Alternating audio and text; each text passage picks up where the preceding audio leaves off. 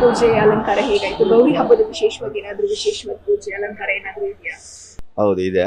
ಇವತ್ತು ಗೌರಿ ಗಣೇಶನ ಹಬ್ಬ ಪ್ರಯುಕ್ತ ನಾಡಿನ ಜನತೆಗೆ ಶುಭವಾಗಲಿ, ಅವ್ರಿಗೂ ಗೌರಿ ಗಣೇಶ ಒಳ್ಳೇದು ಮಾಡಲಿ ಅಂತ ಹೇಳಿಬಿಟ್ಟು ಇವತ್ತು ನಮ್ಮ ಬನಶಂಕರಿ ದೇವಸ್ಥಾನದಲ್ಲಿ ಬೆಳಗ್ಗೆ ಅಭಿಷೇಕ, ಆಮೇಲೆ ದೇವರಿಗೆ ಅಲಂಕಾರ, ಆಮೇಲೆ ಎಲ್ಲ ಬಂದ ಭಕ್ತಾದಿಗಳಿಗೆ ಪ್ರಸಾದ ವಿನಿಯೋಗ ಇರುತ್ತೆ.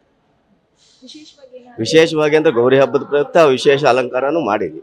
ಹಾಗೆ ಗೌರಿ ಥರ ಅಮ್ಮನ್ನ ಅಲಂಕರಿಸಿದ್ವಿ.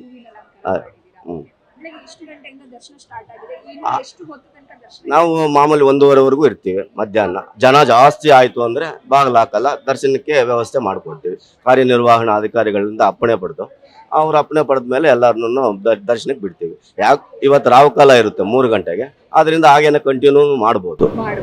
ರಾತ್ರಿ 9 ಗಂಟೆ ಇರುತ್ತೆ. 9 ಗಂಟೆ ತನಕ ದರ್ಶನ.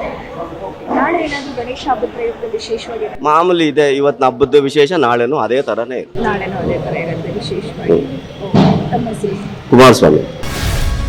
ಗ್ಯಾರಂಟಿ ನ್ಯೂಸ್, ಸುದ್ದಿ ಖಚಿತ, ನ್ಯಾಯ ನಿಶ್ಚಿತ.